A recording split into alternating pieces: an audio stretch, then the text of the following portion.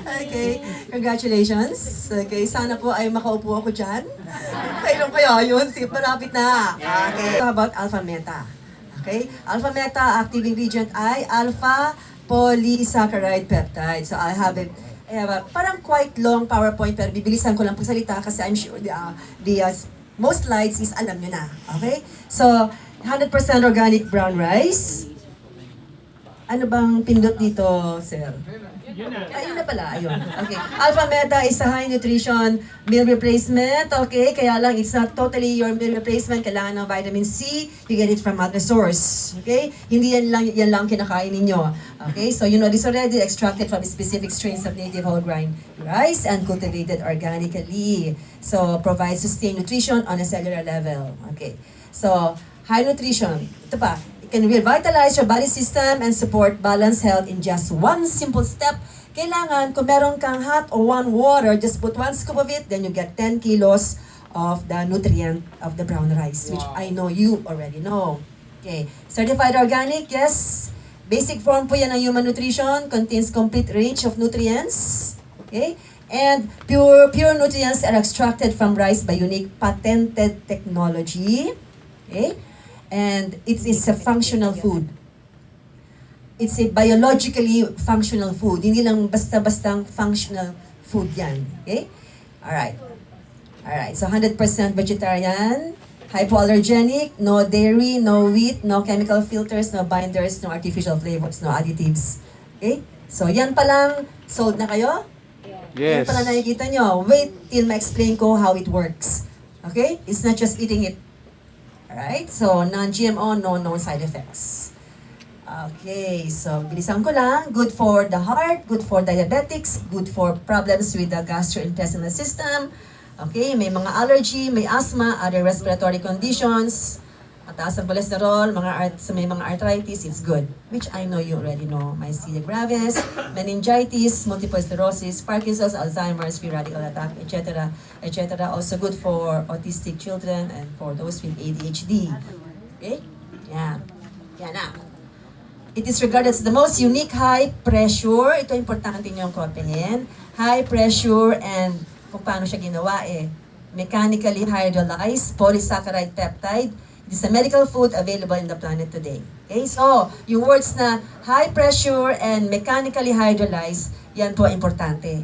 And it's a good source of polysaccharide peptide. I have to explain now ano ibig sabihin ng polysaccharide peptide. Remember, pag saccharide, saccharide means sugar. Okay? Merong monosaccharide, may disaccharide, may polysaccharide. Pag monosaccharide, yan yung mga simple sugars. Okay? Simple like yung nakukuha nyo sa donut, saan pa? Sa ice cream. Lahat ng matatamis. It gives you the instant energy, pero it's gone. Nasa soft drinks din yun. Okay? So, ang problema doon, gustong-gusto ninyong kainin, inumin yan. Tama? Pero gusto nyo ulit-ulitin. Kasi nga, it's a simple sugar. It gives you the peak of energy and it's gone and you take it again. Yung polysaccharide is maraming saccharide. Kaya polysaccharide. Poly means maraming saccharide. Parang bad yata. No. It's a what they call, it's a chain. It's a chain yan. Pag mas maraming ganon, mas matagal yan aalis mas matagal siya mag-stay yung energy na yan. So where do you get it? From starch, from rice, from potatoes. Okay? So, iwasan niyo yung pagkain ng katakot-takot na Jayco. Ano pa, ma'am? Ice cream? Yan, madaming may guilty. Krispy Kreme. Yan. Okay. Again, ano yung functional benefits niya? Ulitin ko lang ulit. Improves blood sugar, so good for diabetics. Okay? Again, adequate supply of energy. Okay? Supports production of nucleotides for DNA repair process. Ano pa ibang benefits niya? Pro-enzyme, probiotic, fiber-like action. So, ito, 3 words. Good for digestion, absorption, and elimination. Sa mga may problema magpupo, parang winawalis niya ang iyong gastrointestinal system. So, buong buo ang iyong pupo. Hindi yung parang malakambing lang. Diba? Imagine yung pupong malakambing. Okay, so, why not? It's good to poo, right? Wala naman akong masamang sinabi. Okay? Yeah. Nadiri lang kayo, okay? Improve cellular environment for better gene expression, so it's good for the DNA. Improve stability of neurons to reduce the level of free radicals, so It's an antioxidant pala siya. Okay? Anything that neutralizes your free radicals is called an antioxidant. So antioxidant din, pwede itawag dyan. Okay? Yan. So another is promotes healthy brain. So it's good for people na pag may Alzheimer's na, may mga iba-ibang grades yan, di ba? Pag sobra na Alzheimer, hindi yan naman sinasabing babalik at magiging matino ulit. Hindi lang lalala. So sinasabi ko, it's still a prevention, ha? Huwag kayong magpupush ng product na ito, hindi ka na magiging makakalimutin. It's not that way. Okay? Yeah. Improvement from allergies, asthma, respiratory conditions. So you know that na. Alma Beta is for longevity and healthy life is made even easier now. Okay? So mas madali siya. Again, for children, what can it do? Normal development of muscles, promotes bone growth, more energetic, strengthens brain cells. Huwag kayong mag-alala, nasa mga ano naman to nasa flyers nyo ha. Okay. And basta it's good for children. Okay? Kung ayaw nyo ng 1 scoop, pwede half scoop, pwede. Alright? Once or twice a day. But for adults, it has to be 3 times a day. Especially for the first 3 months. And then on the 4th month, pwede mo na i-konti na lang, ha? Okay. And then good for adults, of course, eliminates fatigue, again for energy, focus on work, promotes skin repair. So, magaganda rin yung skin nyo dyan. Regulates hormone secretion, improves quality of sexual life, especially for those who are already in menopause. Is this good? Yes. Okay? Yeah. For the elderly, so, parang nare-recognize ito mga to, our friends from Mama. Okay. It enhances memory, prevents Alzheimer's, and strengthens immunity. Enhances physical fitness. Slow skin aging. So it's an anti-aging thing. Okay? Anti-aging food. Okay. Ayan. So, sa pasyente, pwede ba yan? Of course. Nagawa ng study na pwede ibigay, isabay ito sa mga pagkain. Itong pagkain pwede isabay dun sa medications. Strengthens immunity, reduces inflammation, promotes cell repair, shortens recovery period, more energetic, enhances physical fitness. So it's for everybody, ha? Walang pinipili. Alright? Why does Alpha Meta works? Okay, would you like to know? Let's go to the basics first. Okay, mabilis lang to. Mabilis lang, ha? Kaya lang, I want you to concentrate. Okay, yan. Yung doon sa, may sample ba tayo nung wala dito nakalagay doon Oriza. Nakalagay sa nakita niyo Oriza? Oriza means rice. Okay? It means rice. The scientific name for the rice plant, a gramineous plant from Oreziae tribe. Okay? Yeah. Oryza sativa is an herbaceous annual plant from the family of the Gramineae originated in Asia. Okay? So, sobrang study niyan sa Thailand. Alright. Ayan siya. Ayan yung... ayan, ano yan? Oh, see? Thank you, ma'am. Okay, so nakalagay dito. Pansinin naman yung new word na Oryza. Okay? Okay. Alright. So, importanteng binabasa-basa yan. Okay, alright. So, ayan. So, I'll give you the anatomy of that palay. Yung pinakalabas, ang tawag dyan ay shaft. Yan lang ang tinatanggal. Okay? Alright. So, all other layers nasa brown rice. Okay? Yes. Importante, I'm gonna tell you why. Okay, look here. Ito yung tinatawag na rice with shaft. Rice with shaft, yung pinaka-brown doon. Hindi naman nakakain na yun. Okay? So, sa brown rice, ipapalayos. Sa brown rice, okay. Sa brown rice, ang bran present, bran residue, cereal grain, cereal germ, and the sperm is present. Pero all others, like yung ordinary na bigas lang, yan lang yon. Kung doon tayo sa brown rice, ha? Okay, yung white rice with brown residue, yan lang. Yung Japanese rice, sobrang puti. Oh, gusto mo yon? Kasi ang meron dyan, endosperm lang. Alright, pero masarap kaya, di ba? Sige lang, ako din, paborito ko din yung mga sushi. Naku, talaga naman. Ayan, all carbohydrates consist of the following molecules: mono, di, and polysaccharide. O, tumingin tayo dun sa polysaccharide, contains many saccharide molecules. Pag sinabi mo mono, isa lang. Okay, yan yung mga fructose, okay? Glucose, etc. Pero this one is, ang sinasabi ko lang ay, it's a chain. Ano ba yan? Pinipindot ko ito. Yan. Polysaccharide is very important. Okay. Yeah. Monosaccharide, you get it from fruit, vegetables, and honey. Disaccharide, you get it from the combination of the monosaccharide, sugars, and milk. Pero yung polysaccharide came from starchy foods. Rice, like the brown rice, potatoes, corn, and wheat. Alright, para lang malaman ninyo, polysaccharide is very important. Yan. Okay. 1 scoop of the alpha meta. Okay, hindi, wag nyo na, okay na yan kasi it's all here. Okay, basahin nyo na lang later kasi we don't have so much time. Okay. Alright, so important, just trying to tell you that when you read that, it's got all the minerals, okay? It has vitamins, it has the total carbohydrate, it has the all the important ones like the iron, ayan. Okay? So, kompleto siya. Wala lang siyang vitamin C. Okay? Yan. Okay. Sugar in brown rice. 0.35 to 0.85 grams of naturally occurring. Ano bang pinipindot ko? Mali palagi. Yan.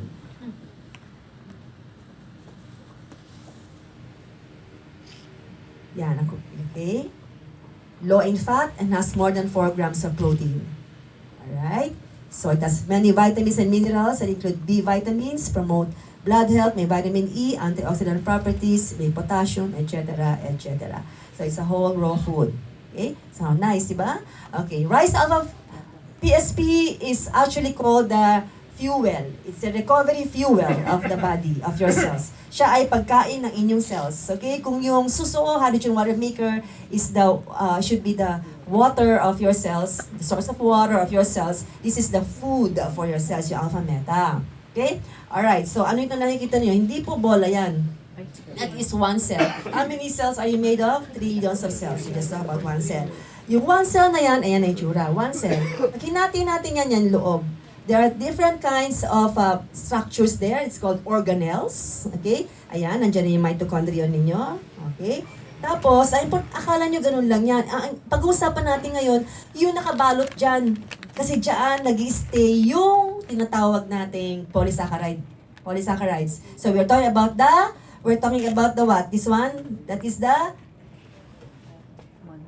cellular membrane. Okay? Hindi ba kanina parang walang buhok? Parang may buhok-buhok. Alright? So, this one is the what? Yan yung carbohydrates. Hindi yan buhok. Wala namang buhok yung cells. Ha? So, nakatingin kayo, yun. Parang ganyan, may buhok. Okay, kaya pala nakakakiliti. Hindi, mali. So, alam ko yung isip nyo eh. Alright. Hindi yan buhok. Yan yung tinatawag na, yan yung polysaccharides. Okay? Alright. So, Silya daw. Okay. So, anyway, yan, cell membrane.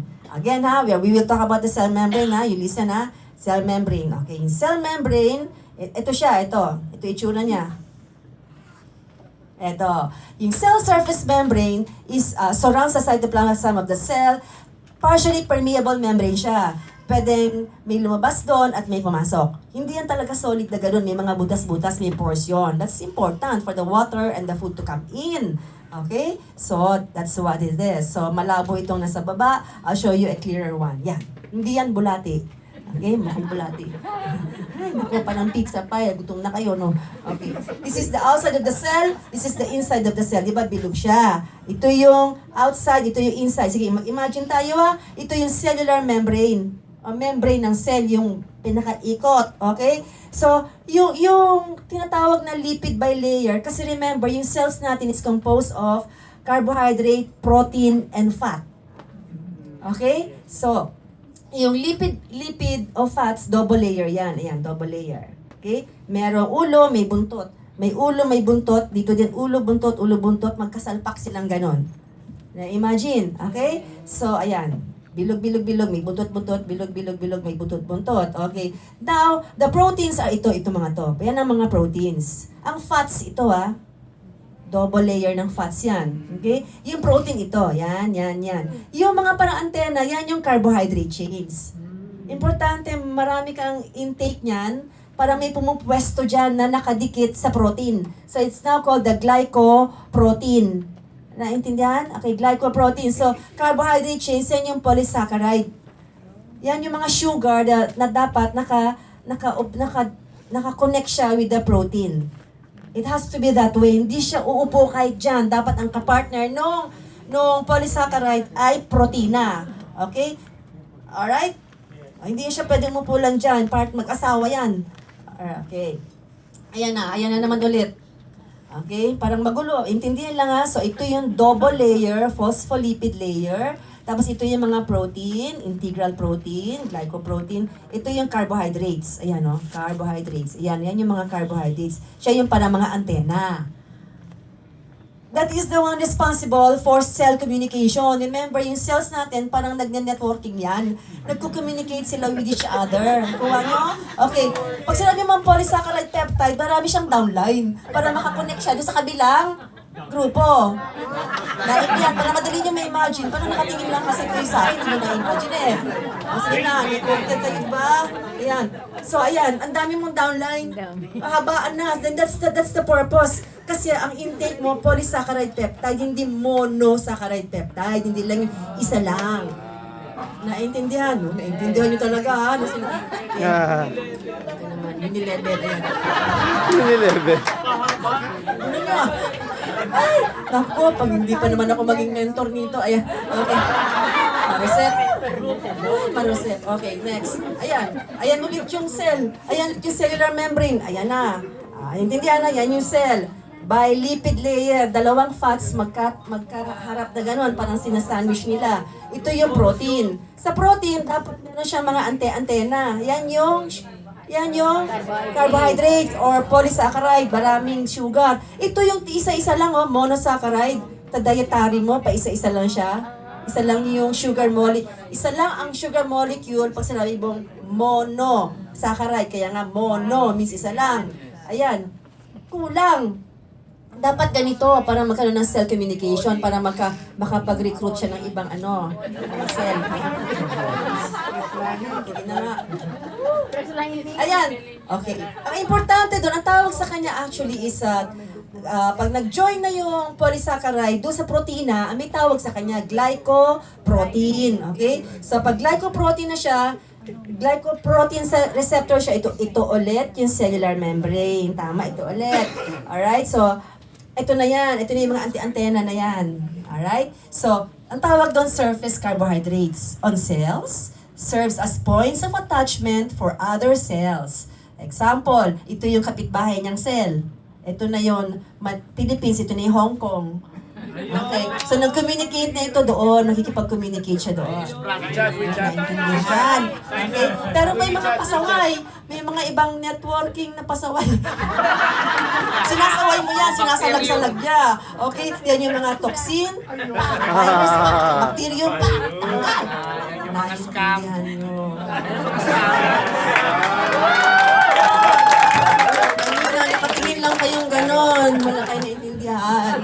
So, ang tawag dyan, glycoprotein. Yan yung glyconutrient, yan yung polysaccharides, maraming sugar na nagsanga-sanga, nag-unilevel, at sumama doon sa kanyang upline kay protein. Ayan. Sa upline niya. Talaga naman, oo. Okay.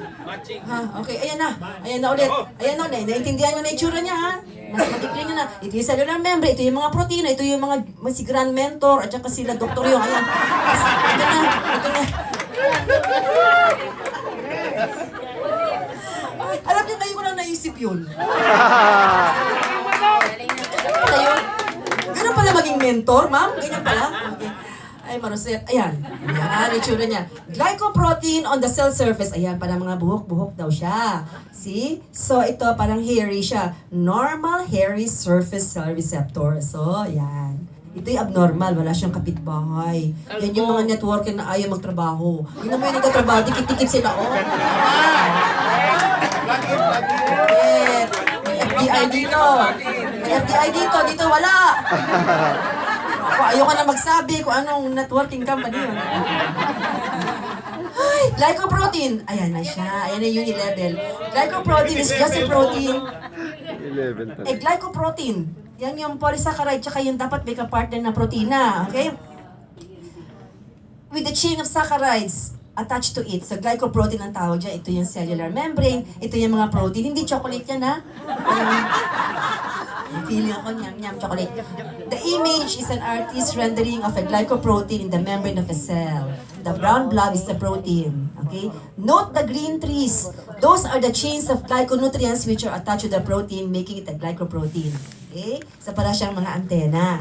So, dali natin intindihan ngayon, no? So, importante talaga yung alpha meta kasi rich in polysaccharide peptide. Okay, anong function niya? Recognition. It recognizes other cells, it communicates with the other cells, and immune response. So, sinasalag niya yung bacteria, yung parasites, yung virus. Kaya, it's good for immune response. So, ang tawag dyan ay, ayan na siya. Yan mga ayan yung itsura. So, intindihan nyo na cell yan, and then, it's now called the sweet language of love, the glyconutrient story. Okay? Parang may love talaga, ano? Okay, so again, ito na, naintindihan nyo na, pag nakakita kayo ng ganito, ha? Yan.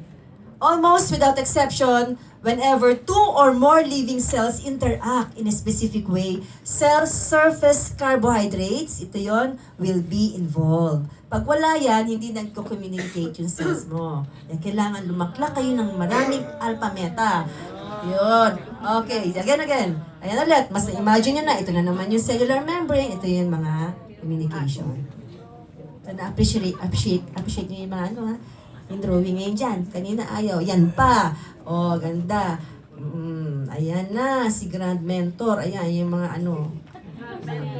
See? Madali na siyang intindihin. This is the end. Your body is a finely tuned vehicle. Give it a good fuel and it will take you places. Tama? Yeah. That's your alpha meta. Yes! Alright! Ayan na. Spark of life and salamat po sa inyong lahat. Tapos na po.